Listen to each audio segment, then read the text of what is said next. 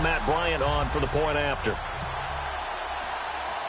Well, we looked at each other right when he flinched. We knew that that flag was coming. Yeah, offsides, easy call, mark off the 5, and keep it moving.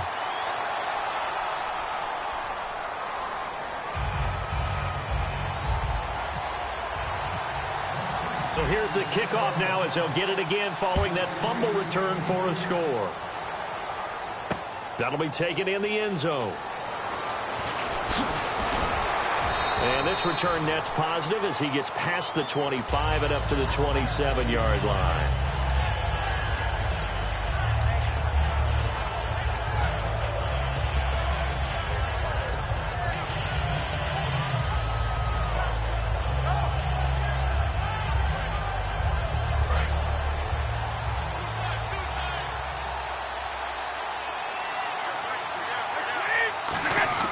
Throwing on first down is Brady.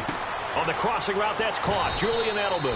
Last year for Edelman, just below 100 receptions, 98, over 1,100 yards, 3 touchdowns. And, you know, this is a guy that gets a lot of pub for being that perfect receiver for Tom Brady and the New England Patriots. What's his role going forward? I think his role going forward is to be a bona fide #1 receiver in the NFL, meaning he's not just a Tom Brady receiver.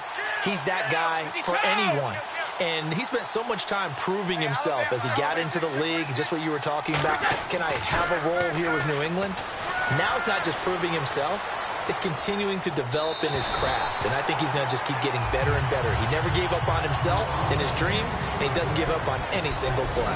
Let's discuss this offense now, and Julian Edelman, very good player. Has really developed into a terrific slot receiver, and a lot of times he would be the primary receiver. Still mad coming out of college that he's not a quarterback in the NFL. He takes it out on the opposing defenses. While we're not playing 3 yards in a cloud of dust football anymore, I got to get why those old school coaches sometimes didn't want to throw the football. Because if it's popped up in the air, it almost turns into slow motion, and both sides trying to get to the football, and you're holding your breath wondering whether it's going to go good or bad for your team. Okay, look at this. The punt team nowhere to be found. They're on the sidelines. Offense going to go for this on the opening drive. Here's the battering ram blunt. And he'll get this only up to about the 35. A surprising move here on the opening drive of the game. And the Falcons will take control of the football in great field position.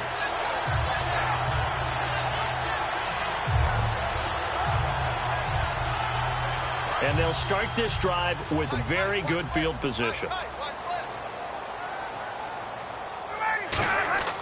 They go play action here on first down.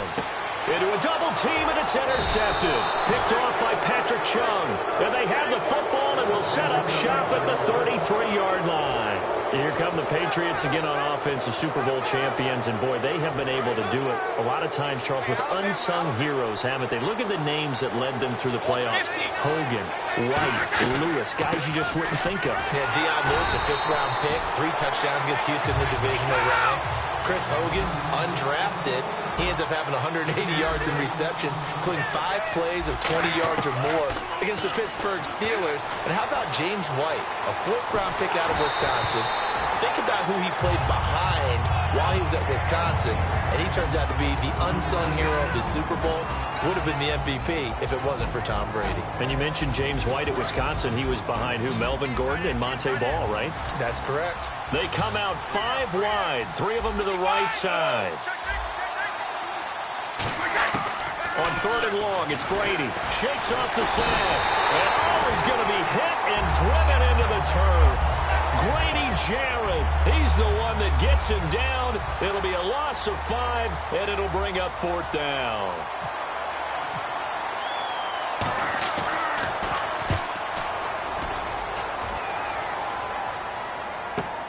Fielded just inside the 20. A very good return that time. 18 yards. And it'll be Falcon football as they take possession. Here comes the Atlanta offense now ready to take over here. And last time, 1 play interception. So this offense, they should be fresh. That's a good way of putting it. And I can't wait to see when they decide to do a play calling. Because a 1-play drive where you throw an interception, a lot of people think the very next time out, run the... That's caught inside the 20. A big play there. Ryan to Jones. 49 yards.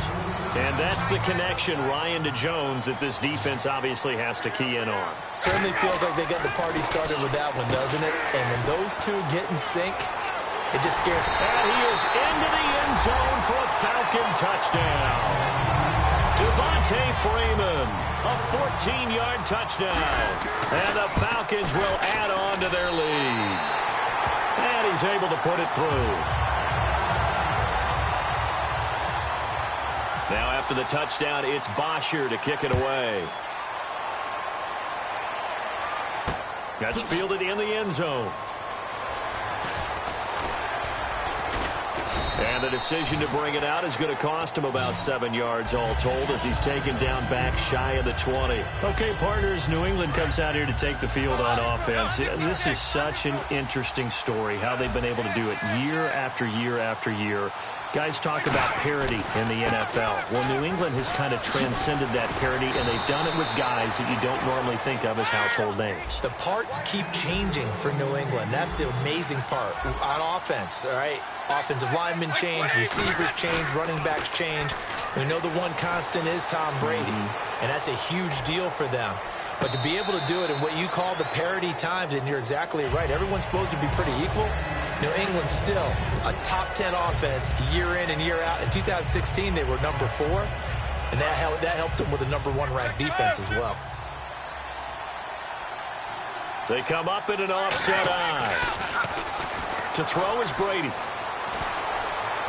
Trying to squeeze it into Edelman, and it's intercepted. Picked off by Robert Alford. And he'll take it across midfield and down the 48-yard line. Atlanta now coming out on the field. And that recipe on their last drive that resulted in a touchdown looked pretty good, so they'll be hoping to do that once more.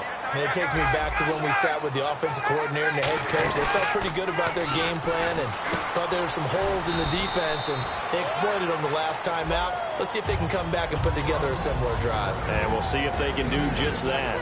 And a man, as we look at the starters now, a man who really has earned us talking about him in the booth, Julio Jones. He's a 1,000-yard receiver each and every year. So sleek, so wonderful. I call him Secretariat. He's going to hit his man out of the backfield, complete.